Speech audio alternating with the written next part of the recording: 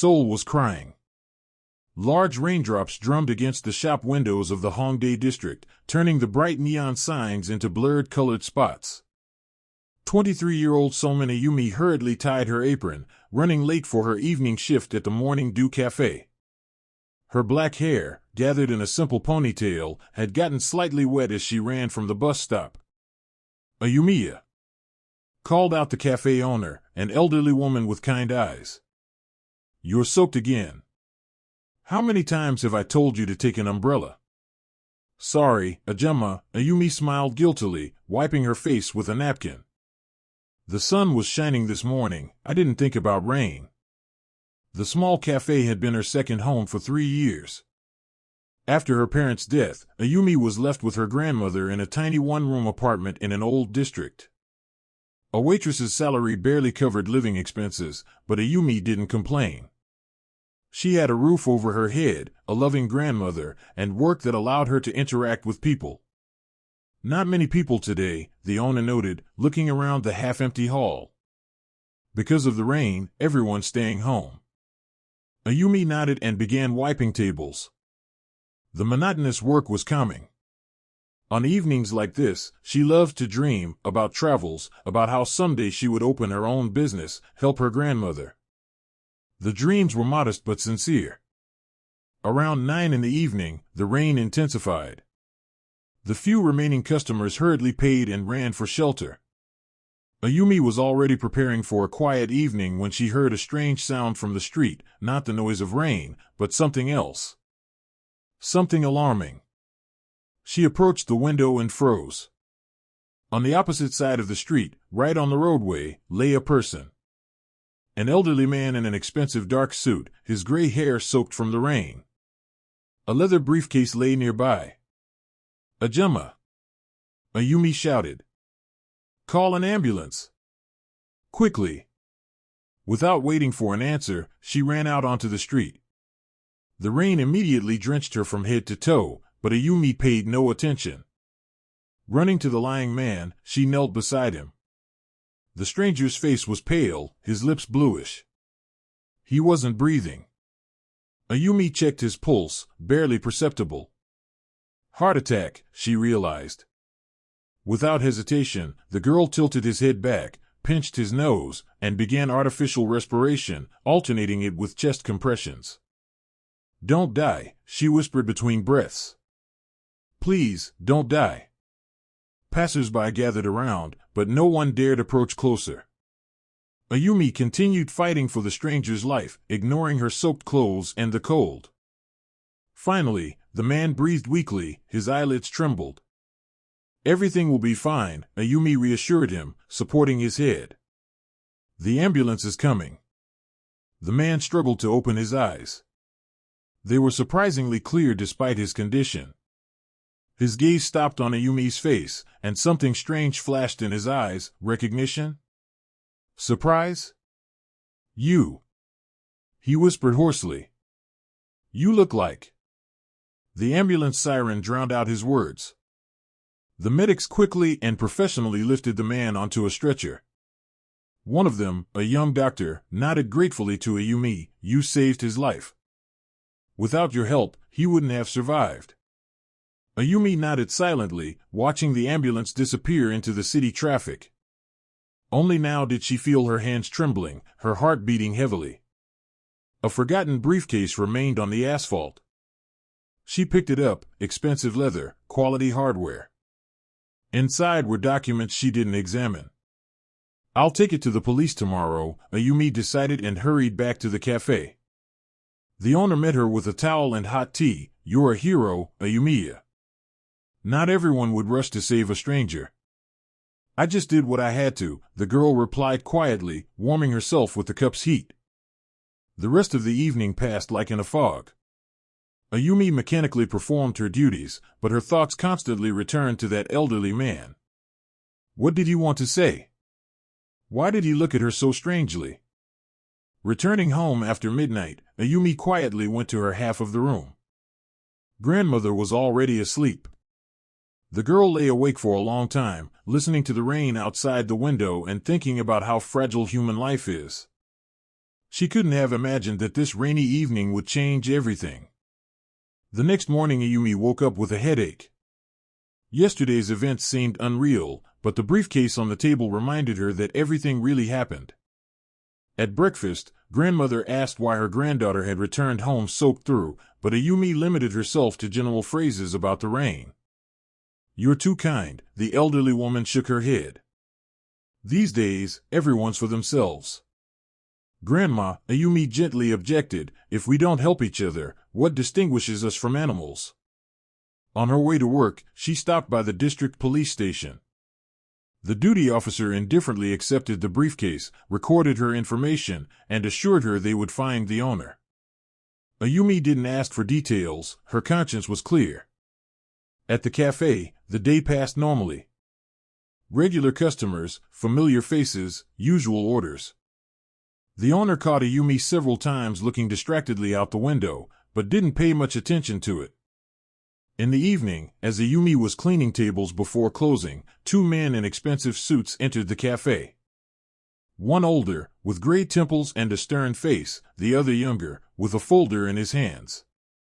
They looked out of place in the café's modest interior, like foreigners in a Korean bathhouse. "Excuse me," the older man addressed the owner, "we're looking for Somun Ayumi." "That's me," Ayumi said warily, approaching closer. "And who are you?" "My name is Park Sung-go," the man introduced himself, extending a business card. "I'm a lawyer. And this is my assistant. Can we talk privately?" Ayumi looked at the business card. The law firm's name meant nothing to her, but the office was located in Gangnam, an expensive district of Seoul. What could such people want from her? "What about?" she asked cautiously. "About Mr. Kim Tae-jun," the lawyer replied, and Ayumi felt her blood run cold. "You saved his life the evening before last, didn't you?"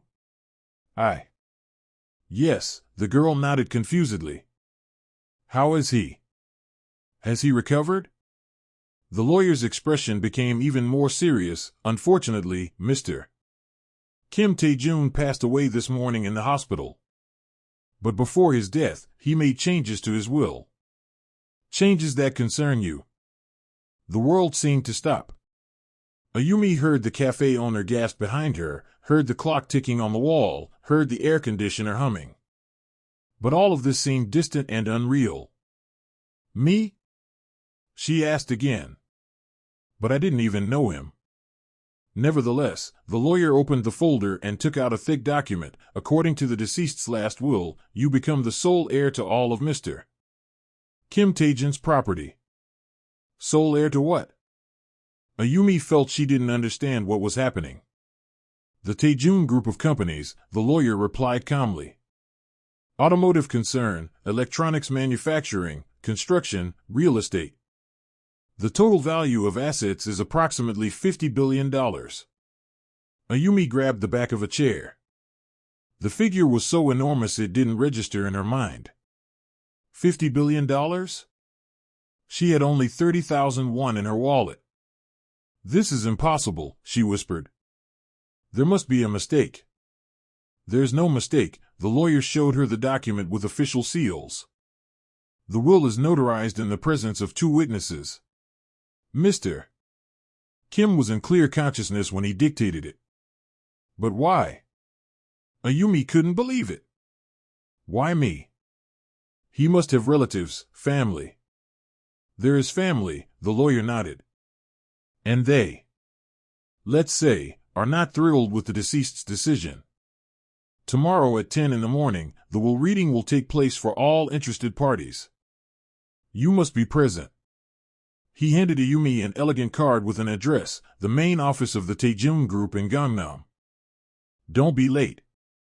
After the lawyers left, the cafe was plunged into deathly silence. The owner looked at Ayumi with wide-open eyes, unable to utter a word. The girl slowly sat down on a chair, still holding the card with the address. "Ayumiya," the elderly woman finally exhaled, "do you understand what happened?" "No," Ayumi answered honestly. "I don't understand at all." At home, grandmother met her granddaughter with worried questions. Ayumi told her about the lawyer's visit, but the old woman just shook her head. Rich people are strange, granddaughter. Maybe this Mr. Kim saw something special in you. Or was simply grateful for being saved. But $50 billion, Grandma, Ayumi still couldn't grasp the scale of what was happening. That's unreal money. Money isn't the main thing, Grandmother wisely noted. The main thing is that you're a good person. And if this gentleman saw that, it means he was good too. That night Ayumi didn't close her eyes. She lay in the darkness, listening to Grandmother's steady breathing, and tried to imagine tomorrow morning. What would she say to the deceased's relatives? How would she explain that she didn't know Kim Tae-jun? And most importantly, what to do with the inheritance if it really went to her? In the morning, Ayumi stood before the mirror for a long time, not knowing what to wear. In her modest wardrobe, there was nothing suitable for a visit to the office of Korea's largest conglomerate. In the end, she chose the most decent, a simple black dress and white blouse that she wore for special occasions. Grandmother saw her to the door. Hold yourself with dignity, granddaughter. You did nothing wrong, remember that. The trip to Gangnam took an hour. Ayumi rarely visited this district, too expensive and pretentious. Glass and concrete skyscrapers stretched toward the sky, demonstrating the power of the Korean economy. The Taejun Group headquarters occupied an entire block, a 40-story tower with a sparkling facade. In the lobby, Ayumi felt like an ant. Marble floors, crystal chandeliers, a fountain in the middle, luxury she had only seen in movies. Security guards in strict suits carefully watched visitors. I'm here for the reading of Mr. Kim Tae-jun's will, Ayumi timidly informed the girl at the reception desk.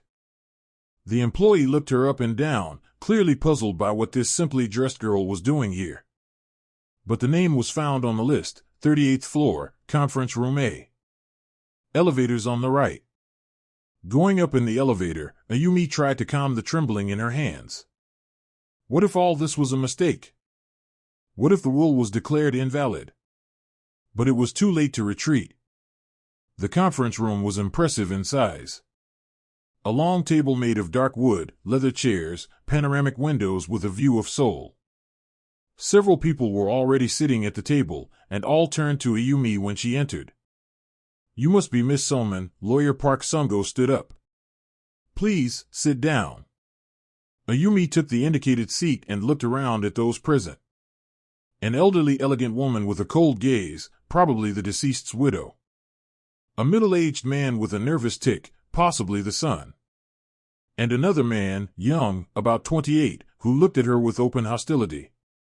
His beauty was almost painful, regular facial features, dark hair slicked back, an expensive suit that fit like a glove. But his eyes showed icy hatred. Ayumi involuntarily looked away. Now that everyone is gathered, the lawyer began, let's proceed with the reading of the late Kim Tae-jun's last will. He took the official document and began reading. Most of it was legal formulation, but the essence was simple and shocking. All of Kim Tae-jun's estate, company shares, real estate, bank accounts, passed to Somun Ayumi, who saved my life and reminded me of what I had lost. Deathly silence reigned. Then the elderly woman, as it turned out, the deceased's widow, rose noisily. This is absurd. Tae-jun couldn't have been in his right mind. This girl did something to him. Respected Mrs. Kim, the lawyer replied calmly, the will was made in full compliance with the law. Your husband was in clear consciousness. In clear consciousness? The middle-aged man exclaimed. Father gives away an empire he built for 30 years to some unknown waitress. Enough, uncle, the young man said quietly but commandingly. His voice was like cold metal. We'll find out the truth. He stood and approached Ayumi. Up close, his hostility felt even stronger. My name is Kim Do-hyun. I'm the deceased's nephew and, until recently, his heir. Tell me, Miss Somun, how much did you ask for your rescue? I don't understand, Ayumi replied confusedly. I didn't ask for anything. Of course you didn't ask, Do-hyun smiled sarcastically. You just happened to be near a dying billionaire. Happened to save him. And happened to receive all his fortune. Mr. Kim, the lawyer intervened, please maintain decorum. Decorum? Do-hyun laughed, but the laughter was devoid of joy. Where was decorum when this person coerced a sick old man to rewrite his will? I didn't coerce anyone. Ayumi spoke up for the first time. I didn't even know who he was. Of course you didn't know. Do-hyun leaned toward her, and Ayumi caught the light scent of his expensive cologne. That's why you so quickly learned the name Kim Tae-jun and the company's history. I really didn't know. Stop lying. Do-hyun straightened sharply. But never mind, I have 6 months to prove the will is invalid. And I will prove it. He headed for the exit, but turned at the door. Enjoy your temporary victory, Miss Somun. Soon everything will return to its proper place. After his departure, the hall felt somehow empty. The other relatives of the deceased also prepared to leave, casting contemptuous glances at Ayumi. Don't pay attention, the lawyer said when they were alone. Do-hyun has always been emotional. But the will is legal, and you have full right to the inheritance. What did he mean about 6 months? Ayumi asked. The lawyer coughed awkwardly. There is one condition. According to the will, you must prove within 6 months that you're capable of managing the company. If you fail, the inheritance goes to the state. To the state? Not to the relatives? Exactly as the deceased wished. And also, you'll have to work in close cooperation with Kim Do-hyun. He will be your mentor in business. Ayumi felt her heart skip a beat. Work with that person who so openly hated her? This would be worse than any punishment. The next morning Ayumi woke up not in her tiny apartment, but in the luxurious bedroom of the Kim family mansion. The lawyers insisted on the move, citing security considerations. After the media news about the mysterious heiress, journalists besieged her old home, making life unbearable. The mansion in the elite Gangnam district was impressive in size. 3 floors, a swimming pool, a garden, a garage for 6 cars. Ayumi was given an entire wing, but she felt not like a guest, but like a prisoner. Security, a butler, servants, all were polite but cold. She understood that for them she was a usurper who had seized someone else's place. Grandmother was also moved to the mansion, settled in a room next to Ayumi's. The elderly woman was lost in the luxurious interiors but tried not to show her confusion. We'll get used to it, granddaughter. The main thing is that we're together. On that first day, Ayumi tried to call work at the café, but the owner was strangely cold. Better not come for now, Ayumiya. Journalists have been crowding around the café all day, scaring away customers. This hurt. The café was the last connection to her former life, and now she was deprived of that too. In the morning, a black sedan drove up to the mansion. Kim Do-hyun got out in an impeccable gray suit. Ayumi watched him from the window, feeling her stomach clench from the upcoming meeting. Miss Somun is waiting for you in the living room, the butler reported when Do-hyun entered the house. I know where the living room is, he replied coldly. This is my house. Ayumi met him, trying to look more confident than she felt. Today she wore a strict burgundy suit, bought yesterday at an expensive store. The clothes fit well, but Ayumi still felt uncomfortable. Good morning, she greeted. Do-hyun gave her an appraising look. The suit is not bad. But playing business lady won't make you a real leader. I'm not playing, Ayumi replied calmly. I'm learning. Learning? He smirked. Excellent. Then the first lesson, there's no place for sentimentality in business. If you want to survive, forget your waitressing habits. They drove to the office in silence. Do-hyun sat next to the driver, occasionally dictating something on the phone in English. Ayumi tried not to look at him, but still noticed how confidently he held himself, how quickly he processed information.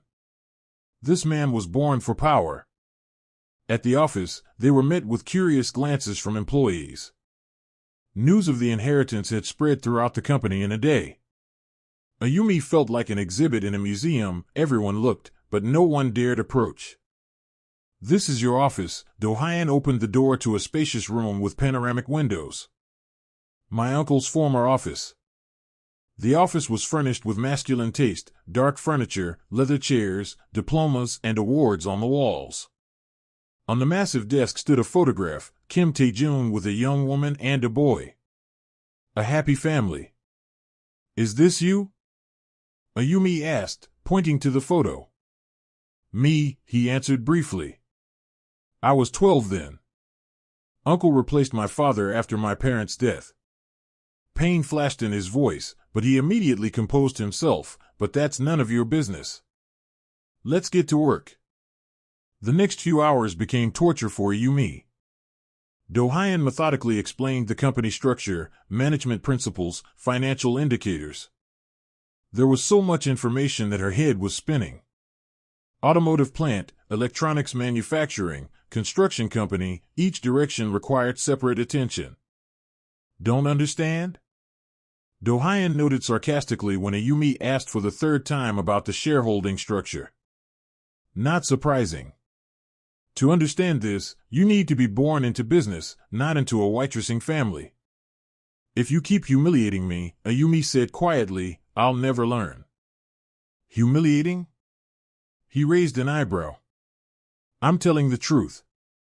Do you think wealth fell from the sky for you, and now you can relax?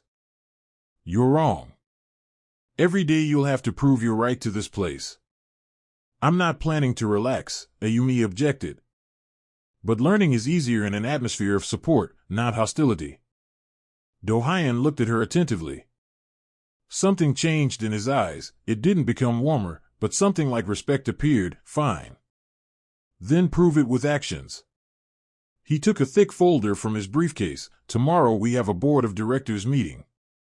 You'll have to give a presentation about the company's development plans. You have until evening to prepare." Ayumi took the folder with trembling hands. The documents were in Korean and English, full of charts and figures that seemed like Chinese to her. "But I can't." "You can," Do-hyun interrupted harshly. "Or you'll lose. The choice is yours." He headed for the exit, but stopped at the door. "By the way, Miss Somun, tomorrow journalists and investors will be present. If you fail, the whole country will know about it." Ayumi spent the whole night studying documents. The coffee brought by the servants had long grown cold, and her eyes watered from strain. Numbers, graphs, forecasts, everything mixed in her head into an incredible mess. "Granddaughter, aren't you sleeping?" Grandmother peeked into the room. "I can't, Grandma," Ayumi replied tiredly. "Tomorrow is an important meeting, and I don't understand anything in these papers." Grandmother approached and put a warm hand on her granddaughter's shoulder. "You know what I'll tell you? Numbers are just numbers. But behind them are people. Think about the people who work in this company, about their families. Then you'll find the right words." In the morning, Ayumi stood before the mirror, trying to calm the trembling in her hands. A strict dark blue suit, hair gathered in a low bun, minimal makeup. She looked serious, but inside felt like a child playing adult games. About 30 people gathered in the conference room. Board members, press representatives, major investors. Everyone looked at her with poorly concealed skepticism. Do-hyun sat in the front row, his face impassive. "Ladies and gentlemen," Ayumi began, trying to keep her voice from trembling, "my name is Somun Ayumi, and I'm the new head of the Tae-jun group of companies." Dissatisfied murmurs were heard in the hall. Some journalist was writing something, not taking his eyes off his notepad. "I understand your doubts," Ayumi continued. "I'm young, I have no experience managing large business. But I have something that's sometimes more important than experience, a fresh perspective and sincere desire to make the company better." She clicked on the first slide of the presentation. Instead of dry numbers, a photograph of a factory workshop where ordinary people worked appeared on the screen. The Tae-jun Group is not just numbers and reports. It's 30,000 employees, thousands of suppliers, millions of customers worldwide. And every decision we make affects their lives. Do-hyun leaned forward slightly. Interested, Do-hyun gave her an appraising look. The suit is not bad. But playing business lady won't make you a real leader. I'm not playing, Ayumi replied calmly. I'm learning. Learning? He smirked. Excellent. Then the first lesson, there's no place for sentimentality in business. If you want to survive, forget your waitressing habits. They drove to the office in silence. Do-hyun sat next to the driver, occasionally dictating something on the phone in English. Ayumi tried not to look at him, but still noticed how confidently he held himself, how quickly he processed information. This man was born for power. At the office, they were met with curious glances from employees. News of the inheritance had spread throughout the company in a day. Ayumi felt like an exhibit in a museum. Everyone looked, but no one dared approach. This is your office. Do-hyun opened the door to a spacious room with panoramic windows. My uncle's former office. The office was furnished with masculine taste, dark furniture, leather chairs, diplomas, and awards on the walls. On the massive desk stood a photograph, Kim Tae-jun with a young woman and a boy. A happy family. Is this you? Ayumi asked, pointing to the photo. Me, he answered briefly. I was 12 then. Uncle replaced my father after my parents' death. Pain flashed in his voice, but he immediately composed himself. But that's none of your business. Let's get to work. The next few hours became torture for Ayumi. Do-hyun methodically explained the company structure, management principles, financial indicators. There was so much information that her head was spinning. Automotive plant, electronics manufacturing, construction company, each direction required separate attention. Don't understand? Do-hyun noted sarcastically when Ayumi asked for the third time about the shareholding structure. Not surprising. To understand this, you need to be born into business, not into a waitressing family. If you keep humiliating me, Ayumi said quietly, I'll never learn. Humiliating? He raised an eyebrow. I'm telling the truth. Do you think wealth fell from the sky for you, and now you can relax? You're wrong. Every day you'll have to prove you're right to this place. I'm not planning to relax, Ayumi objected. But learning is easier in an atmosphere of support, not hostility. Do-hyun looked at her attentively. Something changed in his eyes. It didn't become warmer, but something like respect appeared. Fine. Then prove it with actions. He took a thick folder from his briefcase. Tomorrow we have a board of directors meeting. You'll have to give a presentation about the company's development plans. You have until evening to prepare. Ayumi took the folder with trembling hands. The documents were in Korean and English, full of charts and figures that seemed like Chinese to her. But I can't. You can, Do-hyun interrupted harshly. Or you'll lose. The choice is yours. He headed for the exit, but stopped at the door. By the way, Miss Somun. Tomorrow journalists and investors will be present. If you fail, the whole country will know about it. Ayumi spent the whole night studying documents. The coffee brought by the servants had long grown cold, and her eyes watered from strain. Numbers, graphs, forecasts, everything mixed in her head into an incredible mess. Granddaughter, aren't you sleeping? Grandmother peeked into the room. I can't, Grandma, Ayumi replied tiredly. Tomorrow is an important meeting, and I don't understand anything in these papers. Grandmother approached and put a warm hand on her granddaughter's shoulder. You know what I'll tell you? Numbers are just numbers. But behind them are people. Think about the people who work in this company, about their families. Then you'll find the right words. In the morning, Ayumi stood before the mirror, trying to calm the trembling in her hands. A strict dark blue suit, hair gathered in a low bun, minimal makeup. She looked serious, but inside felt like a child playing adult games. About 30 people gathered in the conference room. Board members, press representatives, major investors. Everyone looked at her with poorly concealed skepticism. Do-hyun sat in the front row, his face impassive. "Ladies and gentlemen," Ayumi began, trying to keep her voice from trembling, "my name is Somun Ayumi, and I'm the new head of the Taejung group of companies."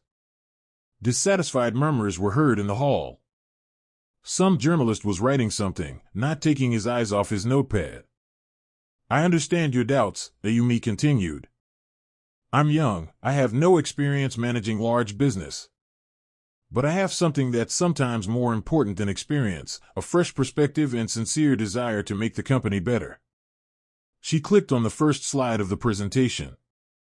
Instead of dry numbers, a photograph of a factory workshop where ordinary people worked appeared on the screen. The Taejung Group is not just numbers and reports. It's 30,000 employees, thousands of suppliers, millions of customers worldwide. And every decision we make affects their lives. Do-hyun leaned forward slightly.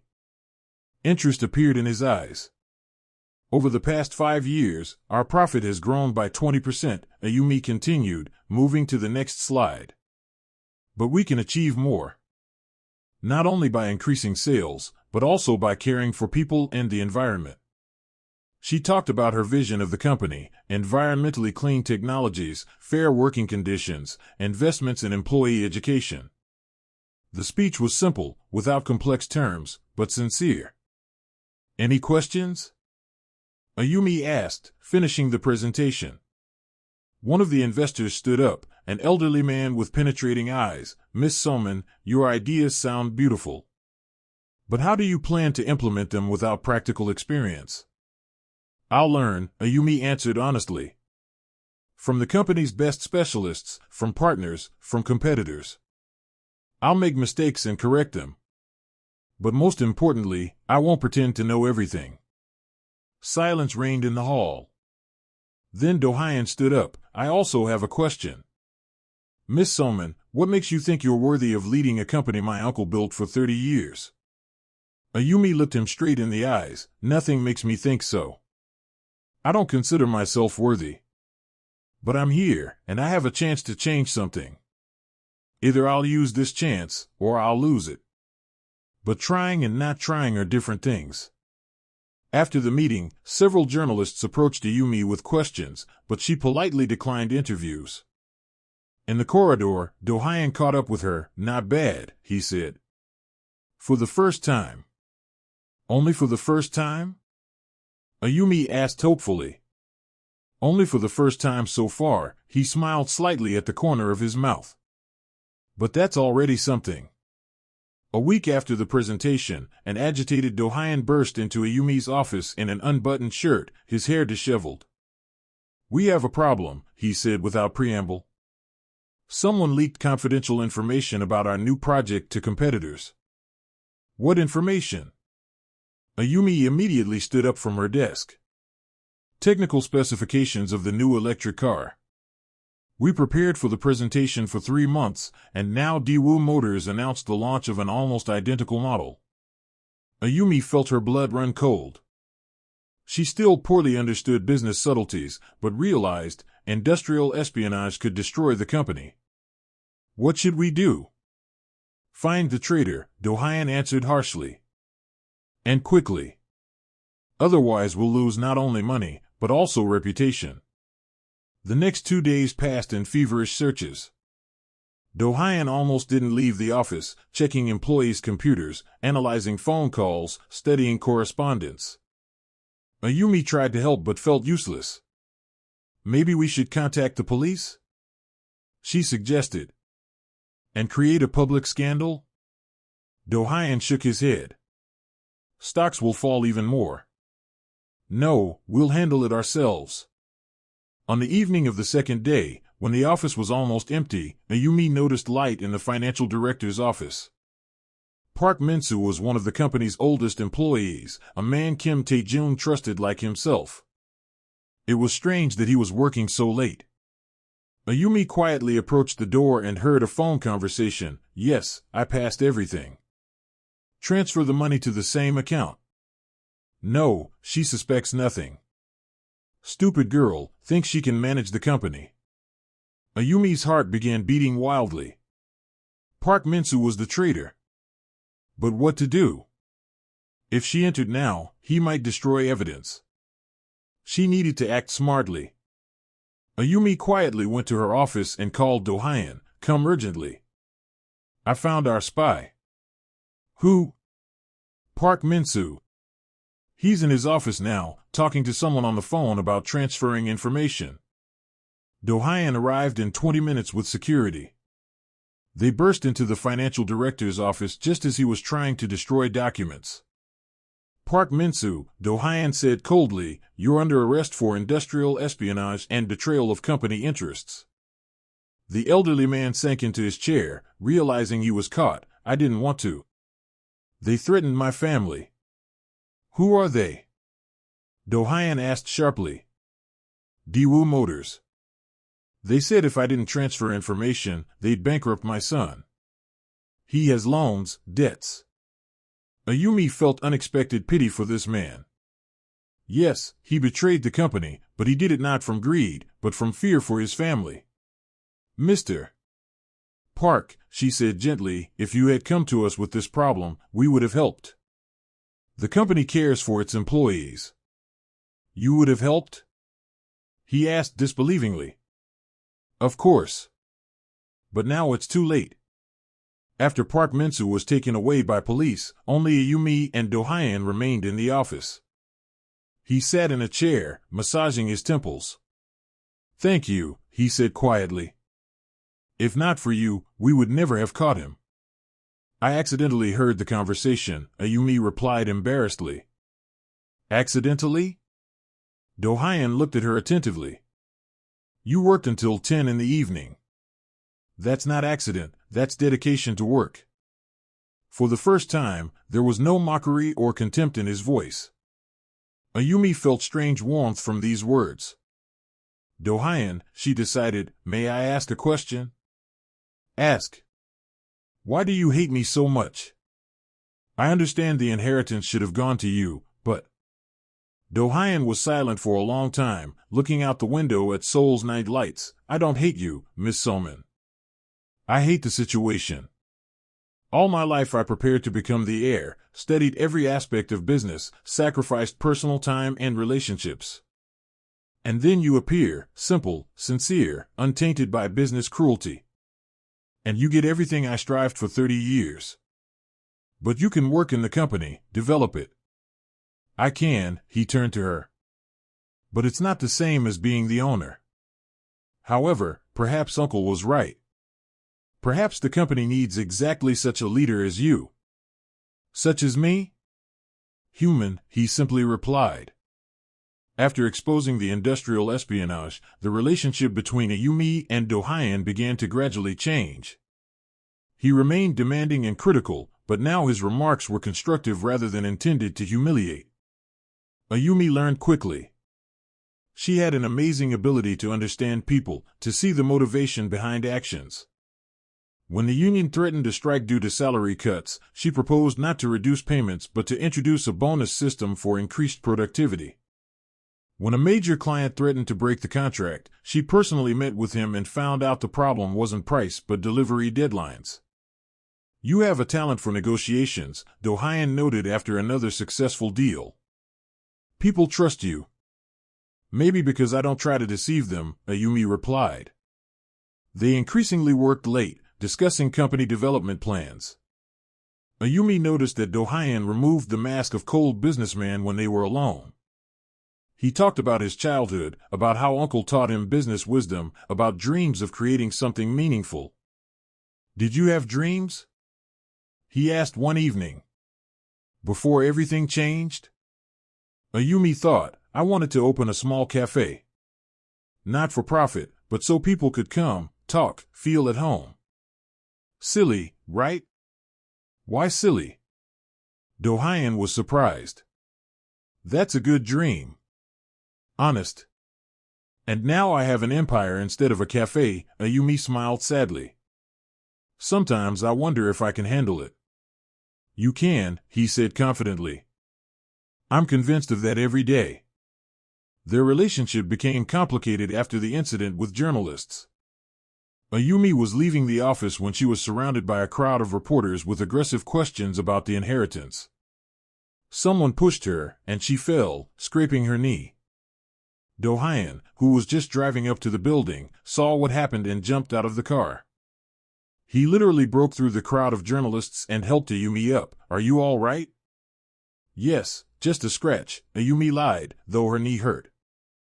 Do-hyun took off his jacket and Ayumi felt the ground disappearing from under her feet.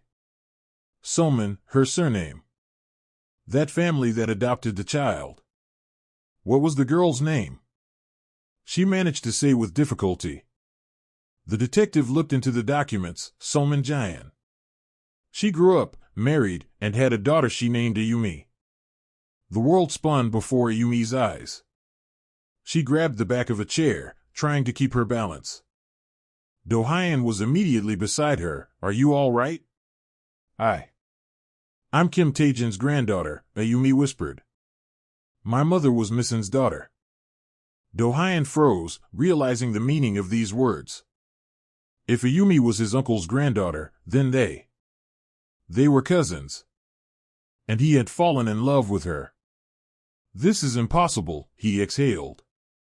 "A DNA test will confirm it," the detective said, not understanding the drama of the situation. After the detective left, deathly silence reigned in the office. Ayumi and Do-hyun sat on opposite sides of the table, not daring to look at each other. "Now it's clear why Uncle left you the inheritance," Do-hyun said quietly. "You're his lawful heir." "And it's clear why there can't be anything between us," Ayumi replied just as quietly. Do-hyun raised his head. Pain and despair were visible in his eyes. "Ayumi." "Don't," she stood up. "Better not say anything." She headed for the exit but stopped at the door. "Do-hyun, promise me one thing. This story shouldn't affect the company's work. People aren't to blame for our feelings." "I promise," he replied hoarsely. The following days became a real test for Ayumi and Do-hyun. They tried to maintain working relations, but every glance, every accidental touch responded with pain in the heart. Colleagues began to notice the tension between them but didn't understand the reasons. The DNA test finally confirmed the relationship. Ayumi was Kim Tae-jin's granddaughter, the daughter of that very girl he had never seen. The love story of his youth received a tragic continuation in the next generation. "I need to leave," Ayumi said at the next meeting. "To America, to steady business. The company needs a professional leader, not an amateur." "But you're doing excellently," one of the directors objected. "Profit is growing, projects are being implemented on time." "That's not enough," Ayumi replied firmly. "I need to get a serious education." Do-hyun was silent, but his face was pale as chalk. After the meeting, he caught up with her in the corridor. "Is this because of us?" "No," Ayumi lied. "Because of the company. It deserves a better leader." "You are the best leader," he said passionately. "Honest, fair, thinking about people." "Do-hyun, please," she couldn't bear this closeness any longer. "Don't complicate things." "Complicate?" He laughed bitterly. "Ayumi, I fell in love with my cousin.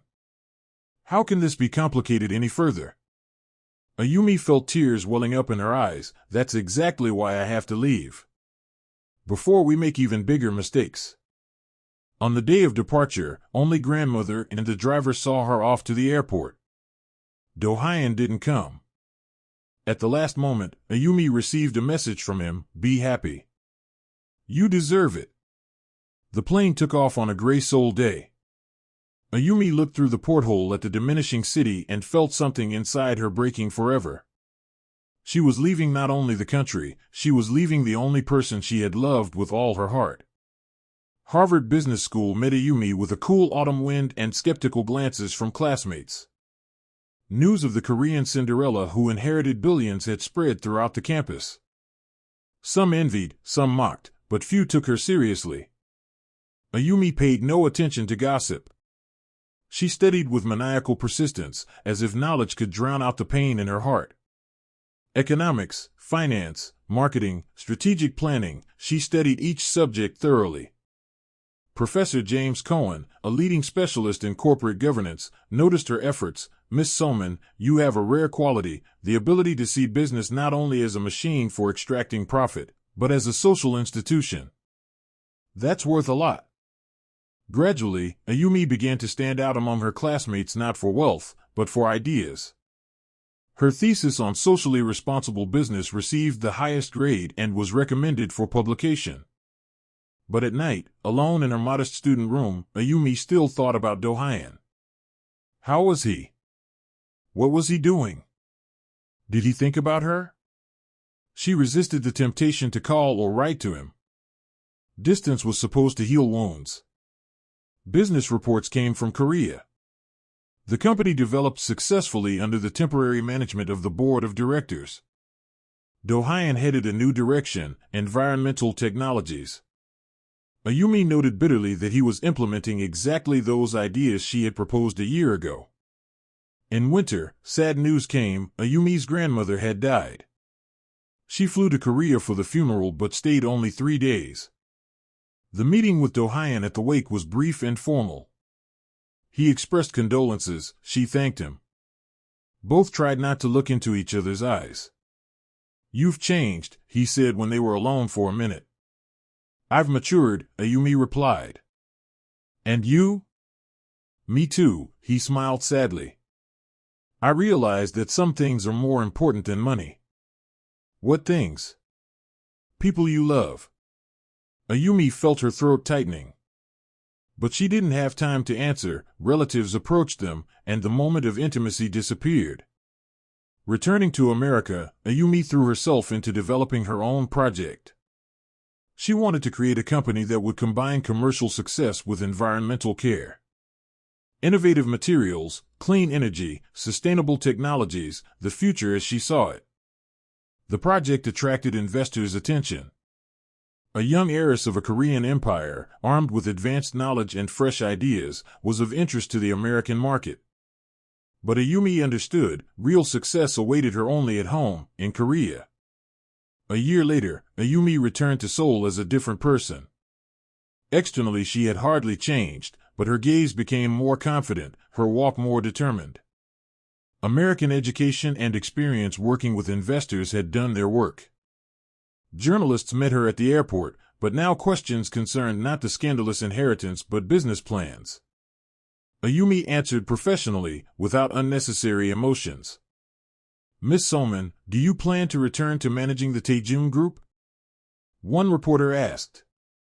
I have a proposal for strategic partnership, she answered carefully. We'll discuss details with company management. At the Taejun office, a surprise awaited her. Do-hyun met her in the same conference room where the will reading had taken place a year ago. But now he looked different, tired, aged, with new wrinkles around his eyes. Welcome home, he said, rising from the table. Thank you, Ayumi replied formally.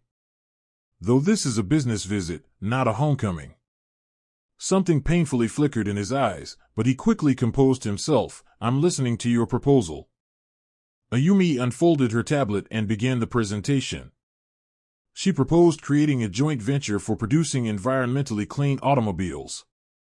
The technologies she had studied in America, plus Taejun's production facilities, could give fantastic results. This is a revolution in the automotive industry, she explained, showing graphs and calculations. Completely recyclable materials, solar batteries, hydrogen engines. In 10 years, such cars will make up half the world market. Do-hyun listened attentively, asked professional questions. Ayumi answered clearly and convincingly.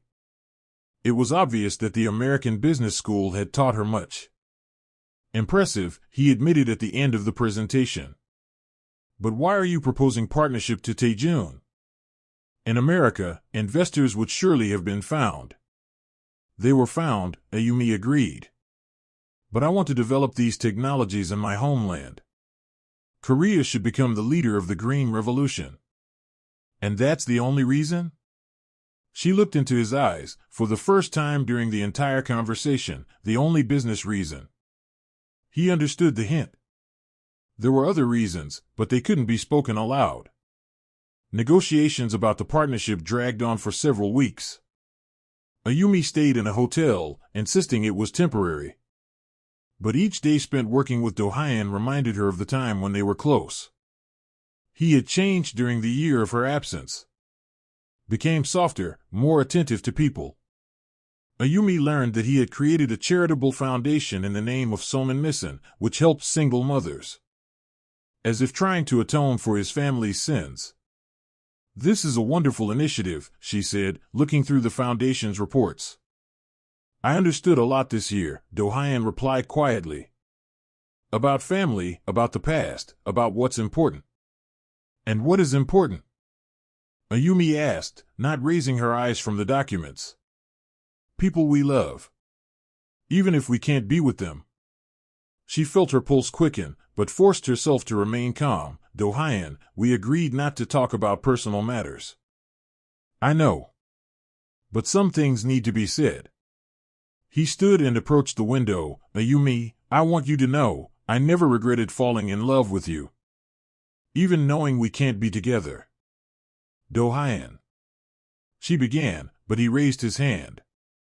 "Let me finish. This year without you was hell. I tried to forget, dated other women, immersed myself in work.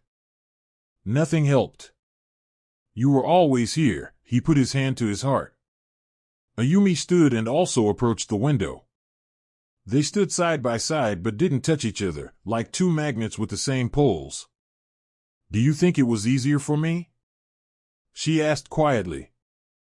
"Every day I thought about you. Every night I fell asleep with your name on my lips. Then why are we torturing each other?" he said passionately. "Why can't we just?" "Because we're relatives." Ayumi turned to him sharply. "Because it's wrong." "And who said love should be right?" He stepped toward her, and Ayumi saw in his eyes the same passion as a year ago in the conference room. "Do-hyun, no," she whispered, but didn't step back. "Ayumi," his voice was hoarse with emotion, "tell me to stop. Say you don't love me, and I'll never approach you again." She looked into his eyes and realized she couldn't say those words. Because she loved him. Madly, desperately, despite everything. I can't," she exhaled. He embraced her, and she didn't resist. The whole world narrowed to his embrace, to the beating of his heart under her cheek. "We'll find a way out," he whispered, kissing her hair. "We definitely will." The way out found itself when they least expected it. Ayumi was looking through her mother's medical documents found in old archives. She needed data about hereditary diseases for insurance, but among the papers she discovered something strange. "Do-hyun," she called him excitedly. "I need to show you something. Urgently." He arrived in half an hour and found her in a state of extreme excitement. "What happened?" "Look," she showed him the medical card. "This is data about my mother's birth. Do you see the father's name?" Do-hyun looked at the document and paled. "Kim Tae-hyun." "But that's the name of your uncle's twin brother," Ayumi finished. "The one who died in a car accident 30 years ago." They looked at each other, not believing their own eyes. If Ayumi's mother's father was not Taejun but his twin brother, then... "We're not relatives," Do-hyun whispered. "Not relatives," Ayumi repeated. "But then why did Uncle think your grandmother Misun was pregnant by him?" Ayumi thought, reconstructing the detective's story in her memory. They were twins. Perhaps Misun was seeing both brothers, not knowing about their relationship. Or your uncle thought it was him because they were very similar. "We need a DNA test," Do-hyun said. "Compare your DNA with Tae-hyun's samples." "And where can we get your uncle's samples?" "From the family crypt." "It's creepy, but..." "No," Ayumi shook her head. "There's a simpler way. If I'm not related to Taejun, then I'm not related to his sister, your mother either." It's enough to compare my DNA with her samples. The test took 3 days. 3 days that seemed like eternity to them. They met only for work, afraid to believe in the possibility of happiness. The result exceeded all expectations. No relationship between Ayumi and the Kim family was found. She was the granddaughter of Taehyun, Taejin's twin brother, who secretly met with Misun and died without knowing about his beloved's pregnancy. Taejun tormented himself all his life for abandoning Misun, Do-hyun realized. But actually his brother loved her. And when he saw me, Ayumi added, he thought it was a sign that he could atone for guilt that didn't exist. They stood in Taejin's office, holding the test results. The sun was setting outside the windows, painting the room in golden tones. Ayumi, Do-hyun said quietly, now there are no obstacles between us. None, she agreed. He approached her, carefully, as if afraid she would disappear. May I say I love you without violating propriety? You may, Ayumi smiled through tears. And you should. I love you, he said, taking her face in his hands. I've loved you since the very day you first entered the conference room. I love your honesty, kindness, strength of spirit. And I love you, she replied. I love you despite common sense, despite circumstances, despite everything. Their second kiss was completely different, not desperate, but tender, full of hope for the future. Do-hyun and Ayumi's wedding became the event of the year in the Korean business community. But they insisted the ceremony be modest, without excessive pomp. Only close friends and colleagues gathered in the Kim family's old mansion. Ayumi was beautiful in a simple white dress, without excessive decorations. Do-hyun couldn't take his eyes off her during the ceremony.